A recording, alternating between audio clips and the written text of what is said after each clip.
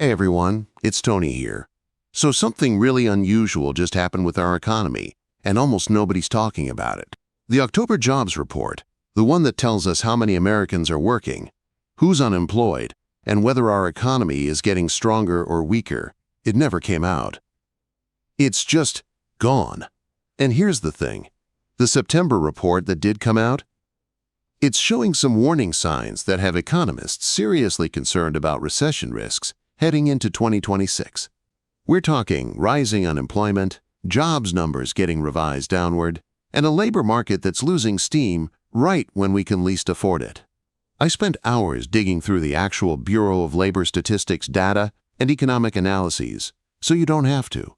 And what I found is important for every single person watching this, especially if you're on a fixed income living paycheck to paycheck or just trying to plan for next year. Here's what I want you to understand by the end of this video.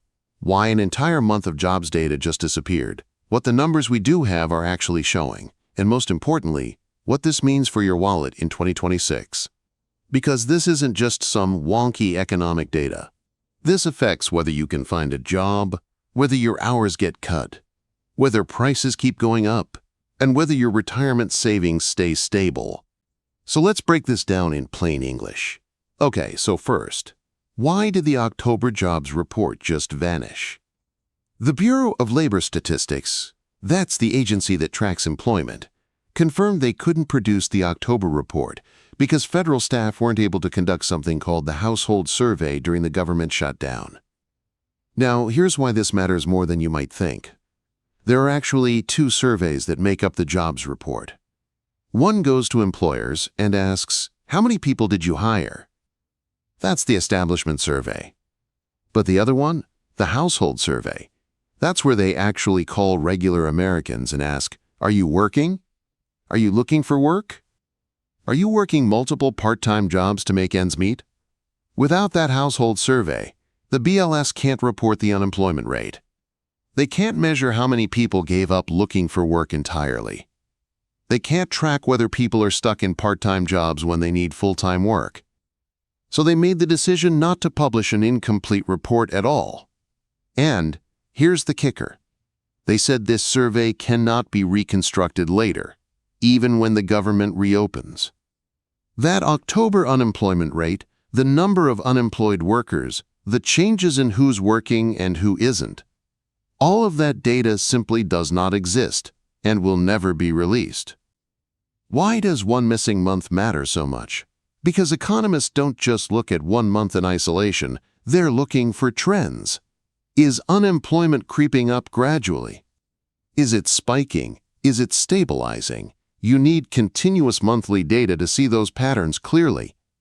Think of it like monitoring someone's blood pressure. If you take it every day and suddenly miss a week, you might miss the exact moment things started going wrong. That's what's happening here. And it gets worse. The November report is also delayed until December 16th. That means the Federal Reserve is going to be making major decisions about interest rates at their December 9th meeting without current labor market data. They're essentially flying blind at a critical moment. All right, so let's talk about what we do know from September, because the details are concerning. The headline number says 119,000 jobs were added. That sounds okay, right? But when you dig deeper, it's not pretty. First, the unemployment rate rose to 4.4%. That's the highest it's been since October 2021. Now, 4.4% isn't terrible on its own, but it's the direction that matters. When unemployment rises steadily over several months, that's historically been an early warning sign that the labor market is weakening. Second, and this is really important, they revised the previous month's numbers downward. August went from showing 22,000 jobs gained to actually showing 4,000 jobs lost. July dropped from 79,000 down to 72,000. When multiple months get revised down like this, it means the economy wasn't as strong as we thought it was. Employers were hiring less than originally reported. Third, the job gains we did see were super uneven. Healthcare and government added jobs, but retail, transportation, manufacturing, these sectors were weak or actually shrinking. And here's a key detail. Temporary help services dropped. That's a big deal. because companies usually cut temp workers before they lay off full-time employees. It's like a canary in the coal mine. And finally, wage growth slowed. When you combine rising unemployment with slower wage growth, it tells you that workers have less bargaining power and employers aren't competing as hard for employees anymore. Now, here's something you need to understand about why so many people feel like the economy is terrible, even though the official numbers sometimes look okay. Economists are calling this a K-shaped economy. Picture the letter K. One line goes up, one line goes down. That's what's happening to different groups of Americans right now. If you're a higher income household, maybe you work in tech, finance, or professional services, you're probably doing relatively okay. Your job is more stable, you might benefit from stock market gains, you have savings to cushion inflation. But if you're lower or middle income, you're likely struggling. And the data backs this up. Retailers are reporting that customers are cutting back. Target and Home Depot say people are reducing purchases. Chipotle and Coca-Cola report customers are trading down to cheaper options. And get this, Walmart says one of their fastest-growing customer segments is households making over $100,000 a year.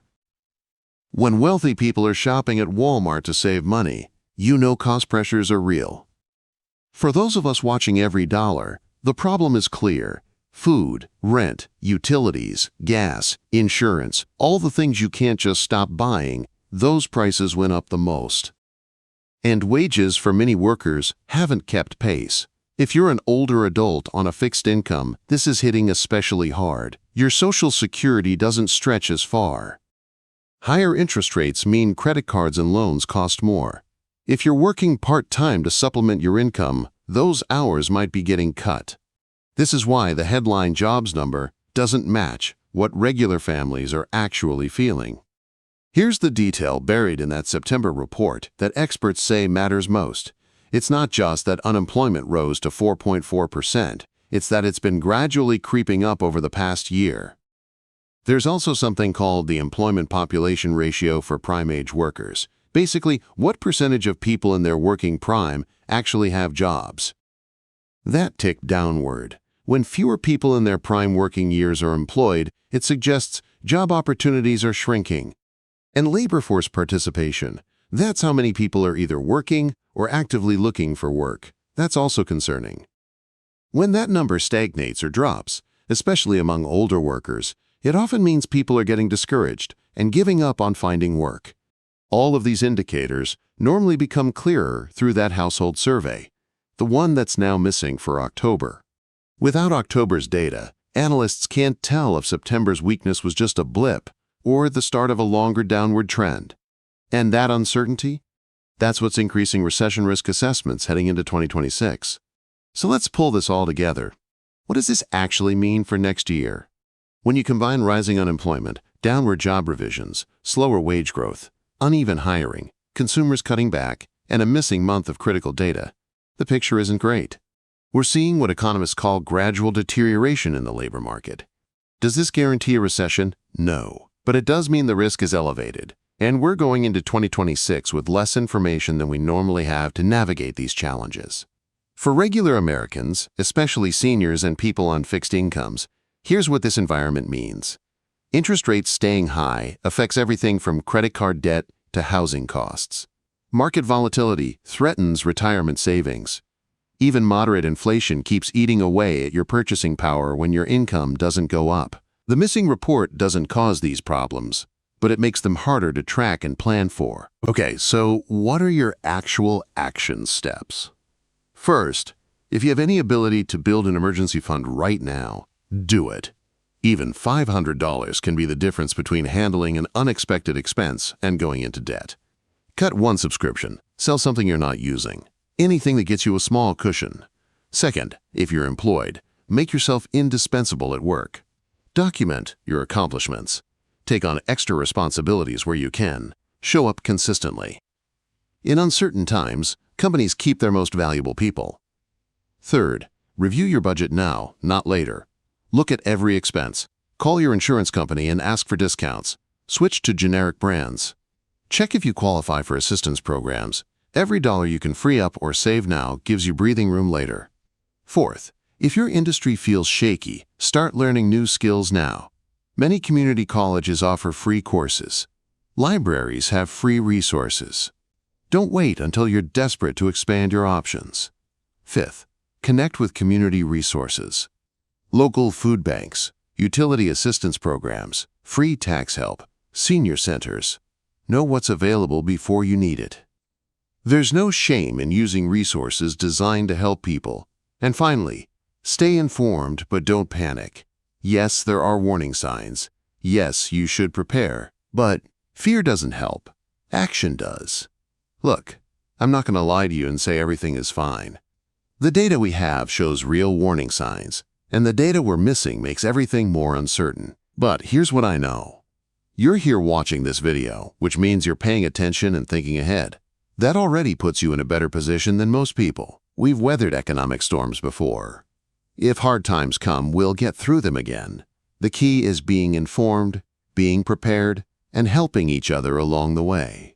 If this video helped you understand what's actually happening with the economy, please hit that subscribe button and turn on notifications.